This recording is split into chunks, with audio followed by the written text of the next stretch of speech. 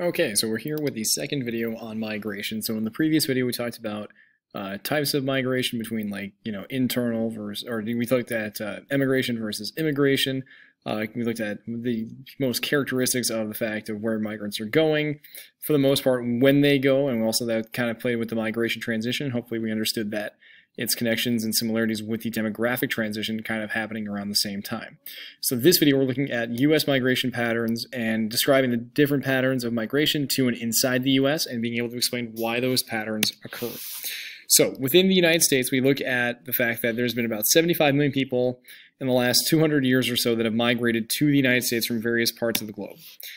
That has occurred primarily during three main periods and then some sub-periods in there too. And the places they are usually leaving from are in the stage 2 of the demographic transition, during periods of high accrued death rates, but also during the lower parts of that as well. So when we look at that, we break that up in the first category as colonial settlements. So before the United States really becomes a country, predominantly in the 16 and 1700s, and usually we talk about that being about 2 million people have migrated to the United States. So it's mostly British immigrants, but also French, Dutch, some German in there, and a few other places as well. And then we also talk about the fact that there is forced migration when we talk about African slavery coming over to the United States, being a very important part of that for at least U.S. history. European immigration is the second period, and this is predominantly after the United States has become a country, kind of right in that period, 30 years leading up to the Civil War, and then following immediately after World War I. So that's about 32 million people migrating into the United States, so we're still relatively a little less than half of the total migrants at this point have come into the country. Mostly still coming from Europe, about 90%, a few other people coming from China, Africa, and Latin America. Because the United States is just offering more economic opportunities at this point than all of Europe or other parts of Europe. The United States is pretty much in the Industrial Revolution at this point. We're starting to slowly become a world power, and the economic opportunities as well as cultural opportunities are vast. When we say cultural, we're talking political, we're talking religious freedoms that are being denied and being taken away from people or restricted in other parts of Europe at this point. So between 1840 and 1870, so this is again kind of a subcategory, mostly Irish and German. All right, so we're talking the fact that Germany is not unified at this point. Ireland is under the control of the British. So also the famous Irish potato famine is occurring around this point, are factors that drive them to the United States to work in the factories or to come and farm inside the States. Then in the 1880s, you get predominantly Scandinavian. So this plays here with the Midwest, especially if you have Norwegian, Swedish, Danish, a little bit of German, and as well as Finnish background coming in at this point. And then between 1905 and 1914, massive numbers of people coming from Southern and Eastern Europe. And that'll itself have repercussions, and we'll revisit this as well. People from Italy, from Greece, from Russia, from Poland, and every place in between are starting to migrate in very high numbers, and that begins to scare a lot of people inside the United States. So we begin to see more restrictive laws passed at the end of World War I, resulting from that and favoring people more from Northern and Western Europe. Then, after World War II, we're talking about Asian and Latin American immigrants being the biggest drivers of the population growth here in the United States. And so, okay, you get little charts here, and again, you can play around with that and look at those more in depth when we talk about those, or when you look at those on your own. This one, though, is pretty interesting between, the end of the start of the Civil War and right around 1890. Partly because you see the Soviet Union is mentioned, the USSR, so you can say that this is during the Cold War, but also the fact of China is brought up here, all right, and Chinese immigration after essentially doubling in the 60s and to the 70s then has a precipitous decline due to what we call the Chinese Exclusion Act. And again, we'll revisit that within policies a little bit later, but just kind of mentioning that due to the fact that Chinese labor was cheaper on the West Coast and they could bring them in and pay them less than white people, that unions and workers on the West Coast got very upset with that and then petitioned their government officials to essentially exclude the Chinese from getting here. And that's why we have the Chinese Exclusion Act that essentially carries on from the 1880s through about World War II, and we've made Chinese immigration illegal at that point.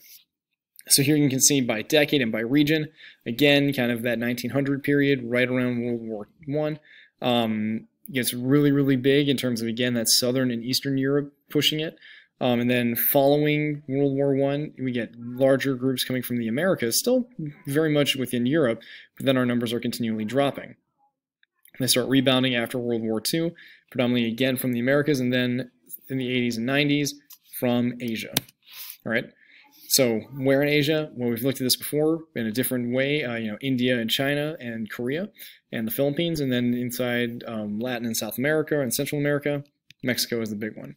So you can kind of see here in the United States, in the areas that are darker blue, have more net international migration than people. So people coming to these counties from international locations versus in the red where they are more leaving the United States for international locations or specific areas.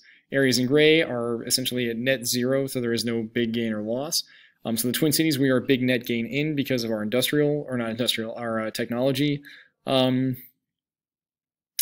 companies. So think Best Buy, think 3M, think Cargill, Target, big drawers there for, people to work abroad here as well in Minnesota. But you also have refugee relocation located here in Minnesota too. And the United States government chooses where refugees are going to go, and predominantly Minnesota is a very big spot for Hmong refugees coming in from Southeast Asia and then from Somali immigrants coming from Africa. All right. And obviously New York is still the biggest one there, but Minnesota is not doing too bad in terms of the net international migration.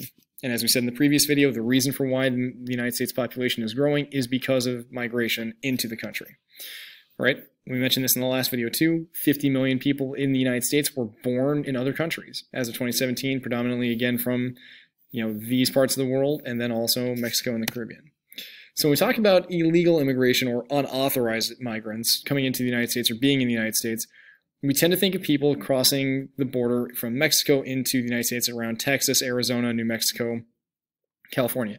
And while that does happen, all right, statistics actually show that the majority of unauthorized people inside the United States are people that came here legally. All right, they came here on either work visas or student visas for educational purposes, and then once those visas expired, they stayed in the country. One pop culture example of this is Apu from The Simpsons. If you ever know them, they do a whole episode on that where Apu came to the United States, went to Springfield University on a tech grant, and decided that he was going to stick around to pay off his loans. Which did actually, they mentioned that, the visa expired once he was done with his studies. He was supposed to go back. He didn't feel right leaving a debt behind, and he stayed. And then you can kind of see, there's a whole episode related to immigration. Even though it's from the 90s, it's still pretty relevant to today. It's worth a look if you get a chance for it. But yeah, so again, not to say that people don't cross over the border between between the United States and Mexico. It does happen, but the majority do come here legally and then stay after their visas expire. So when we talk about the interregional migration in the United States, initially most of the U.S. population lived between the Appalachian Mountains and the Atlantic Ocean. Okay, think about 13 colonies, and that center of where people were was around Washington, D.C., Baltimore, and you can kind of see it in here. All right, and as the country has moved further and further to the west and to the south, the center of population, as people are moving interregionally from the northeast to those other parts of the country, has drawn the center, and that's shifted it to Missouri. All right, as people have moved west for easier transportation via the railroads, via the highway system, but also, gold rush in the 1840s and early 50s, better farming opportunities, the better weather. Think the tech giants out in the south and in the west, okay, all those various different processes. At the same time, the United States has also become more urban, which means more people are living in cities rather than in farmland, and from the cities now more modern day into the suburbs. So you can kind of see here that the biggest interregional migration in the United States in the 90s was predominantly people moving to the south and a little bit less to the west. So this is migration inside the U.S., all right? And then going in from, and then coming in from the 2000s, we're looking at it being less, obviously around the time of the Great Recession, and then also declining precipitously. But still, if you look at the draws, there's still bigger lines coming in into the south and a bit into the west, not so much in the northeast or the Midwest. right? And then we talk about forced interregional migration here in the United States, because it did in fact happen. What we see is the migration, or the forced migration, of the indigenous peoples. In this case, we're looking at the Trail of Tears, the Cherokee, the Creeks, Seminoles, Choctaw, Chickasaw, Saxon Foxes, who, even though they had treaties inside the United States, were forced out by the U.S. government in violation of the law. And the Supreme Court even said that was a violation of the law, but they went ahead and did it anyway, because the president's authority of Andrew Jackson said, well, let's see your soldiers stop me, and, commander-in-chief. So they forced them into what was then Indian Territory, now what is modern day essentially Oklahoma. All right, and this happened to multiple tribes throughout the 1800s and even the 1700s, getting forced further and further onto reservations, further and further west. Because you look at this map, and this is where you see a bunch of, or the kind of assumptions of where indigenous populations were living in the United States. All right, and then here's kind of the locations of reservations today. So in some cases, it was supposed to be voluntary, but kind of like forced voluntary. It's like, do this, or we're going to force you off the land anyway. There was supposed to be, the government giving things back to the land, or not to the land, to the people in return. So healthcare, education, which are only now being upheld in many cases. But again, still essentially forced migration. So going back to our change from rural to urban, okay, rural in the green, urban in the purple, you can kind of speak for yourself, or see that for yourself. And then also the fact that farming isn't as important in the United States, or we don't need as many people to do it. Most people are still related to something with food production, but not necessarily farming itself. So inside the United States, the biggest draw in the 90s was the flow in the intra-regional migration, okay, from cities to the suburbs. And that is still very true today, but now we're also seeing people move to further away suburbs. So instead of from St. Paul to Inver Grove Heights, or Maplewood, or to South St. Paul or West St. Paul, we're looking more at Woodbury, at Afton, at Rosemount, at Eagan, okay, getting further and further away. But there's also been a draw in the last 10, 15 years to people going into the city, so moving back from the suburbs into that area. So the counter-urbanization, or that's counter-suburbanization, but you also get a small percentage that move from the urban areas into the rural, which does happen. Okay, and so you can kind of see here net migration per county, where areas where people are being drawn to and what areas are being lost. Again, predominantly we're looking at areas in warmer weather. We're looking at areas that we're gaining that are in warmer weather versus areas that are typically cooler, more rural, losing more people. So, and then yeah, so that is where we're going to stop. And yeah, we'll continue on with internal migration and look at, who migrants are in the next video.